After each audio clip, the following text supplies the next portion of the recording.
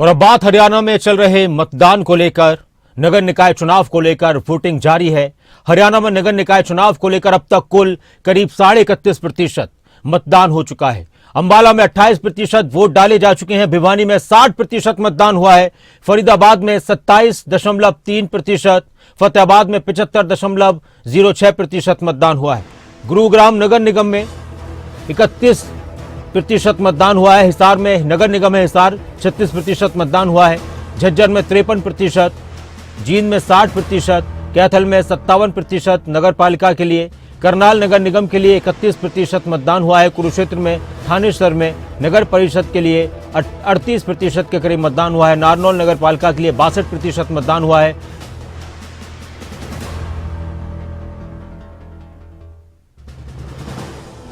हथीन पलवल में 57% मतदान हुआ है। रोहतक में नगर निगम के लिए 36%, सिरसा में भी 36% मतदान हुआ है। सोनीपत में करीब 19% मतदान हुआ है, सिर्फ 19% अब तक।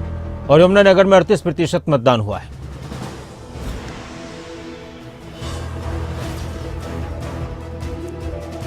और हरियाणा के मुख्यमंत्री नायब सिंह सैनी ने नगर निकाय चुनाव को लेकर बयान दिया और कहा कि इस बार ट्रिपल इंजन की सरकार बनने जा रही है।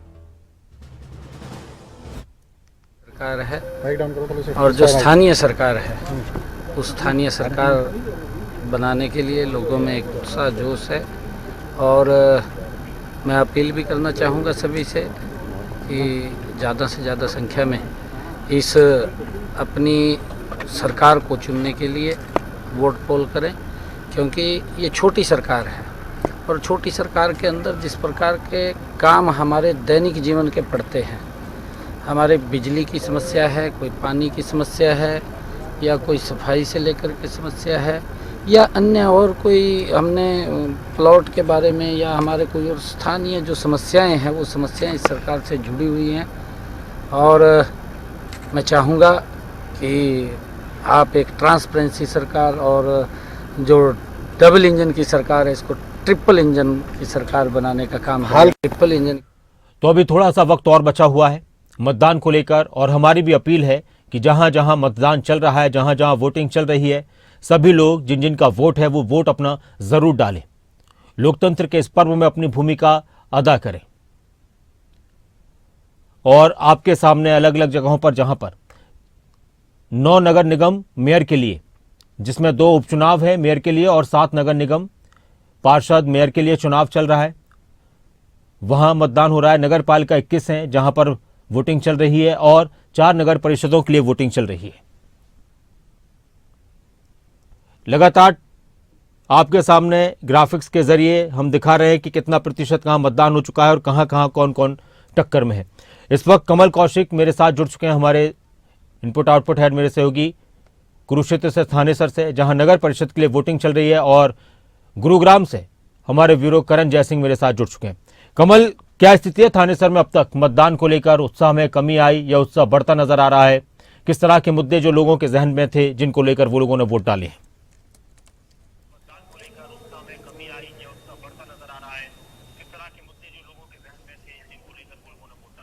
देखिए नासिर, इस समय हम मौजूद हैं थानेसर में, और वार्ड नंबर 32 की बात करें तो पहले से ही यहाँ पर निर्विरोध पार्षद चुन लिया गया था, और ये तस्वीर आप देख सकते हैं।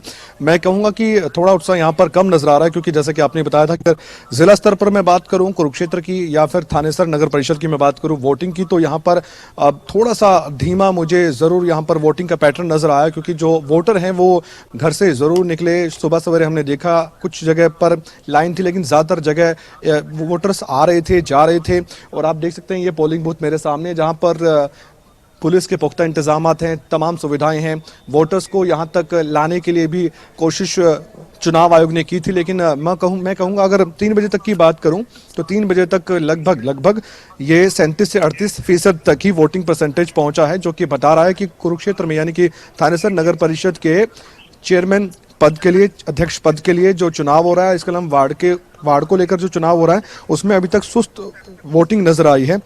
और आपने जैसे कि आंकड़ा बताया हर जगह का, अगर मैं बताऊं भिवानी की, फतेहाबाद की, तो यहाँ पर अच्छा खासा हम कह सकते हैं वोटिंग परसेंटेज रहा है। लेकिन अगर मैं देखूं अंबाला में या फिर थानेसर में, या फिर हम यहाँ पर एक आंकड़ा और देखें, जैसे कि आप बता भी सकते हैं दर्शकों को, रोहतक भी और सिरसा भी, यहाँ पर भी ठीक ठाक ही वोटिंग हुई है। सोनीपत में बहुत कम रही है कमल। फरीदाबाद में भी काफी कम वोटिंग देखने को मिल रही है। और अभी यहाँ पर जैसा कि मैं एक बूथ पर मौजूद हूँ, लोग आ रहे हैं और वोटिंग करके जा रहे हैं। जी बिल्कुल सोनीपत को लेकर हम ये कह सकते हैं, क्योंकि मैं वहां पर गया भी था, वोटर्स में उत्साह हालांकि उस समय नजर भी आ रहा था, लेकिन क्योंकि एक बाई इलेक्शन है। पहले जो चुनाव हुआ था उसमें कांग्रेस के मेयर बने थे, उसके बाद आप जानते हैं कि निखिल मदान बीजेपी में चले गए। बाई इलेक्शन हो रहा है वहां पर, और जब बाई इलेक्शन हो रहा है तो उनको मालूम है, वोटर्स को हो सकता है उनको मालूम है कि दोबारा 8 महीने बाद एक परीक्षा और आने वाली है, जो मेयर बनेगा उसकी परीक्षा है, और नए जो कैंडिडेटों को फिर से मौका मिलेगा, क्योंकि वहां पर वार्ड के चुनाव नहीं हो रहे सोनीपत में। लेकिन फिर भी राज्य चुनाव आयोग ने तो खूब कोशिश की कि वोटर्स को पोलिंग बूथ तो लाया जाए। हम भी लगातार अपील कर रहे हैं कि वोटर्स आएं यहां पर वोट डालने के लिए, ताकि जो वोटिंग परसेंटेज है वो बड़े, लोकतंत्र के महापर्व में हिस्सा लेना बहुत जरूरी भी है। और एक वोटर भी हमारे साथ मौजूद है, उनसे हम बातचीत भी करते हैं, उनके मुद्दे भी जानते हैं। आप आज वोट डाल के आए हैं समय निकाल के, हालांकि रविवार का दिन होता है, छुट्टी का दिन होता है, किन मुद्दों को लेकर आप वोटिंग सेंटर तक गए? और एक मेरा सवाल और भी है, थानेसर में हमने देखा है कि काफी कम लोग पोलिंग बूथ तक आ रहे हैं और वोटिंग परसेंटेज भी काफी कम है, क्या वजह मानते हैं? दोनों सवालों के जवाब। देखिए जी, हमारा सबसे बड़ा मुद्दा तो ये है कि हमारा जो चुनाव है चेयरमैन का और यहाँ पे जो पार्षद का है, ये काफ़ी समय के बाद हो रहा है, इसलिए लोगों में उत्साह भी था इस बात का कि भी बहुत दिनों के बाद हमारा ये चुनाव हो रहा है, नया चेयरमैन हमें मिलेगा तो हमारे जो भी हमारी समस्याएं हैं उनको हल होएगा। तो इस बार हमें चेयरमैन से और पार्षद से यही उम्मीद है कि जो भी हमारी समस्याएं, सफाई की हमारी समस्या है, हमारी रात को जैसे हमारे कोई चोरी हो जाती है, चकारी हो जाती है, इसकी हमारी समस्या है, स्ट्रीट लाइट्स की हमारी समस्या है, सड़कों की हमारी समस्या है, ये सारे हमारी पार्षद और जो हमारे नए भी चेयरमैन नियुक्त होकर आएंगे वो हमारी समस्याओं को दूर करेंगे। वोटिंग परसेंटेज काफी कम हो रहा है, आपने लोगों को जागरूक किया खुद भी, क्योंकि आप वोट डाल के आए तो अपना दिखाइए, वोट डाल के आए हैं तो अगर ये स्याही देख सकते हैं आप, और जी ये जो कमल स्याही है ये दूसरों को बताने के लिए भी काफी है कि हमने अपना काम कर दिया, अब आपका काम है। क्या लगता है आपको, वोटिंग परसेंटेज काफी कम रहा है थानेसर में? देखिए, मेरा तो सबसे लोगों से ये कहना है कि वोट तो जरूर डालें, क्योंकि ये हक हमें बहुत ही लड़ाई के बाद और बहुत ही लोगों ने अपनी शहादत दी है, तभी जाके हमें ये हक मिला है। और ये लोकतंत्र का हक जो हमें मिला है, ये बहुत ही महत्वपूर्ण हक है, ये बहुत बड़ा उत्सव है, तो लोगों को अपने घर से बाहर निकलना चाहिए, वोट डालनी चाहिए। बिल्कुल कमल, उनकी मर्जी, जिस सभी को बाहर निकलना चाहिए और अपने मताधिकार का इस्तेमाल करना चाहिए। थोड़ा सा वक्त और बचा हुआ है, अब से 1.25 घंटे और 1.5 घंटे बचे हुए हैं। मैं एक बार आपसे फिर बात करूंगा कमल, लेकिन एक प्रतिक्रिया करण से भी हम लेते हैं। करण, इस वक्त आप कहां मौजूद है? और गुरुग्राम जो अक्सर नगर निगम के चुनाव को लेकर सुर्खियों में रहा करता है, इस बार गुरुग्राम की लड़ाई कितनी दिलचस्प रही और मतदाताओं में क्या उत्साह नजर आ रहा है? अब तक कितना प्रतिशत मतदान हो चुका है?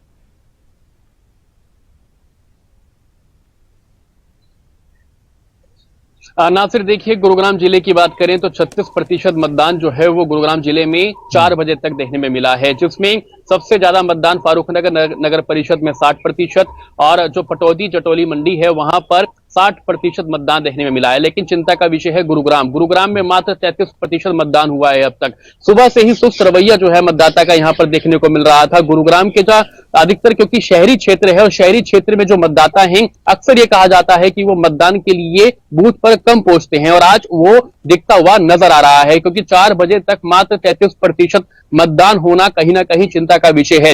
मानेसर की बात करें नासिर, तो मानेसर में 58% मतदान जो है वो हो रहा है, क्योंकि मानेसर का ये पहला चुनाव है, लोगों में उत्साह है और पहले चुनाव होने के कारण वहां पर लोगों में उत्साह देखने को मिल रहा है, और वही कम से कम 58% मतदान जो है वो 4 बजे तक हो गया है। तो ये मान के चलिए कि मानेसर का मतदान जो है वो 60% से ज्यादा जाएगा। लेकिन चिंता का विषय गुरुग्राम है। गुरुग्राम नगर निगम में मात्र 33% मतदान अभी तक हुआ है और आखिरी के 1.5 घंटे बच रहे हैं। 1.5 घंटे में ये मतदान कहां तक पहुंचेगा ये देखना होगा। हालांकि गुरुग्राम की बात करें तो सबसे ज्यादा मतदाता गुरुग्राम में है। 8.5 लाख से ज्यादा मतदाता यहाँ पर जो मेयर हैं उसको चुनने का काम करेंगे, साथ ही साथ जो पार्षद है उसको चुनने का काम करेंगे। 36 वार्ड है गुरुग्राम नगर निगम में और मेयर के लिए डायरेक्ट चुनाव हो रहा है, लेकिन उसके बावजूद कहीं ना कहीं सुस्त रवैया मतदाताओं का यहाँ पर देखने को मिल रहा है, क्योंकि 33% मतदान अगर 4 बजे तक हुआ है तो आप मान के चलिए कि अगले 1.5 घंटा जो बचा है, अगले 2 घंटे जो बचे हैं, उसमें लगभग जो मतदान है वो 50% भी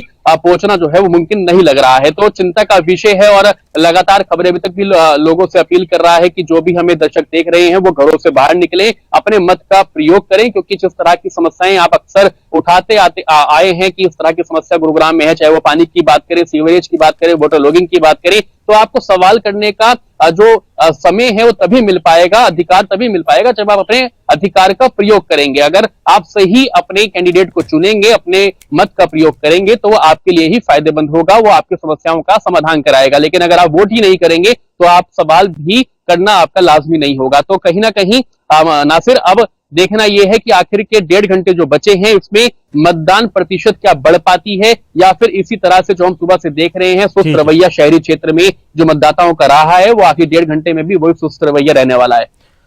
शुक्रिया आपका शुक्रिया इस पूरी जानकारी के लिए करण। और राजा पटेल भी हमारे साथ फरीदाबाद से जुड़ रहे हैं, कमल भी हमारे साथ जुड़े हुए हैं।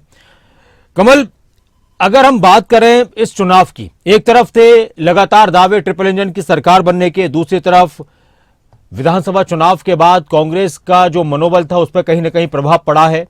और कांग्रेस, शायद बहुत सारे लोगों ने, जब आप भी पब्लिक में गए थे, डिबेट की थी कि इस चुनाव में जो मुद्दे उठने चाहिए थे, मुद्दे थे, लेकिन उसको विपक्ष सही तरीके से बहुत सी जगहों पर नहीं उठा पाया। इस बात में कितनी सच्चाई है?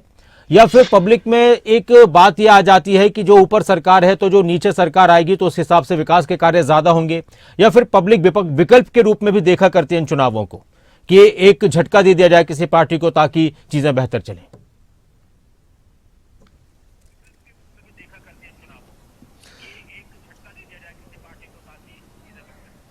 देखिए नासिर, इसमें दो तरह की बातें हैं। जैसे कि एक आपने कहा है कि एक वोटर इस तरह का भी सोच सकता है कि जैसे कि खुद प्रचार के दौरान बीजेपी ने ये बात कही कि डबल इंजन की सरकार है और हमें ट्रिपल इंजन की सरकार चाहिए ताकि हम और ज़्यादा रफ्तार से काम कर सके। इस सवाल का एक तो जवाब ये। दूसरा पहलू ये है कि नासिर, आप भी जानते हैं, हम भी जानते हैं, स्थानीय निकाय चुनाव में आपने भी कई बार चर्चाएं की हैं, लोगों के बीच जाकर की, उनकी प्रतिक्रिया भी ली है। कई बार ये भी कहा जाता है कि भाईचारे का चुनाव है। जैसे पंचायत होता है, गाँव में पंचायत का चुनाव होता है, लेकिन कई जगह, कई गाँव में पंचायतों में सरगर्मियाँ तेज हो जाती हैं, कई जगह सर्वसम्मति से चुने जाते हैं। जैसे कि मैं एक वार्ड में खड़ा हूं, वहां भी सर्वसम्मति से एक पार्षद चुना गया है। लेकिन दूसरी ओर चेहरा भी बहुत मायने रखता है।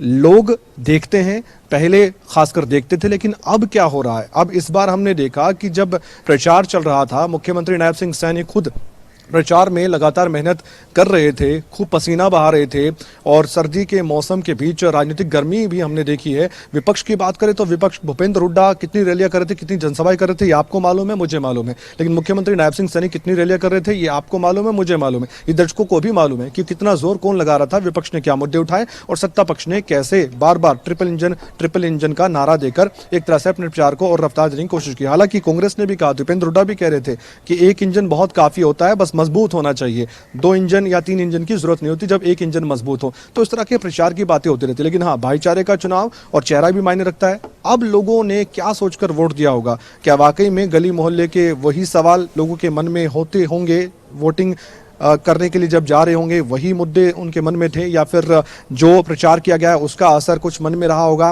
क्योंकि विधानसभा चुनाव के दौरान खूब टक्कर हमने देखी, लेकिन जब चुनावी नतीजे आए तो मालूम हुआ कि बीजेपी ने अपना ही रिकॉर्ड तोड़ दिया। कह सकते हैं कि जब नतीजे आएंगे तो विश्लेषण होगा, तो बहुत कुछ बातें क्लियर होंगी। आज वोटिंग है, इसलिए कुछ हमारी भी समय सीमा है, इसलिए उसे अनुरूप हम भी चर्चा कर रहे हैं ना। शुक्रिया कमल, पूरी बातचीत के लिए, जानकारी के लिए आपका। और मतदान की प्रक्रिया भी चल रही है अलग अलग जगहों पर। वोटिंग प्रतिशत की अगर बात की जाए तो बहुत सारी जगहों पर चिंताजनक है। कुछ तो ऐसी जगह हैं जहां पर 20% भी मतदान अब तक नहीं हुआ है।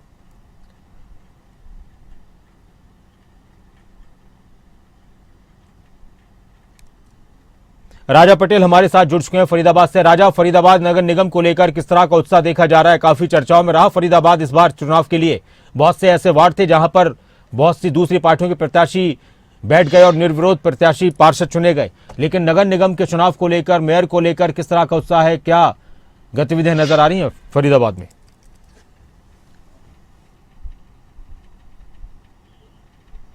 और बिल्कुल देखिए, फरीदाबाद की बात करें तो बेहद कम जो वोट प्रतिशत है वो देखने को मिल रहा है। इस वक्त 4 बजे के करीब का जो आंकड़ा निकलकर सामने आया है 29.7%, यानी कि बेहद कम फरीदाबाद में वोटिंग होती हुई जी।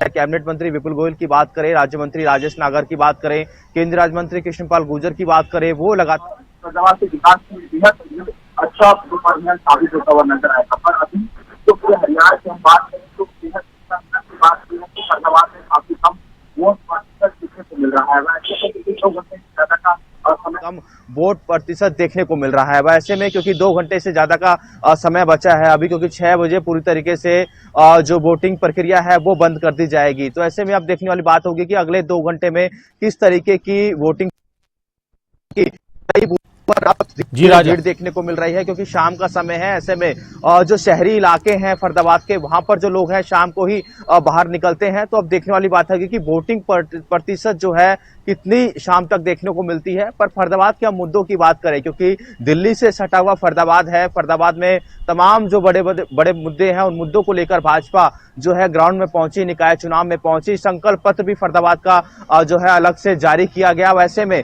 क्योंकि विपक्ष की हम बात करें, विपक्ष की भूमिका में कांग्रेस है, कांग्रेस ने भी बड़े बड़े वादे फरदाबाद में किए हैं। सीधी टक्कर भाजपा और कांग्रेस के बीच में है और आज ईवीएम में सभी प्रत्याशियों की किस्मत कैद हो जाएगी। अब देखने वाली बात होगी कि अब किसकी सरकार निकाय चुनाव में बनती हुई नजर आती है। जी शुक्रिया राजेश पूरी जानकारी के लिए, बातचीत के लिए। और उम्मीद है कि अब मत प्रतिशत, वोटिंग प्रतिशत, परसेंटेज थोड़ा सा बढ़ जाएगा। शाम को लोग बहुत से निकलते हैं शहरों में,